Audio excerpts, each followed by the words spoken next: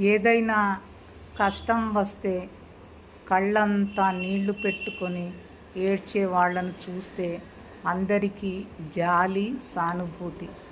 పాపం ఏడుస్తుందిరా అంటారు. అదే మనసులో బాధను పెట్టుకొని పైకి ఏమీ చెప్పకుండా ఉండే వాళ్ళను మొండివాళ్ళు అని చులకన చేస్తారు. పైకి ఏమీ చెప్పకపోయినా మొండి వాళ్ళ మనసు బాధ పెట్టి వాళ్ళు మనసులో తిట్టుకునే తిట్లకు కారణం కాకుండా ఉంటే చాలు. ఒక్కొక్కసారి పిల్లలు కూడా ఏడుస్తున్న తల్లిని చూసి చెప్పిన మాట వింటారు.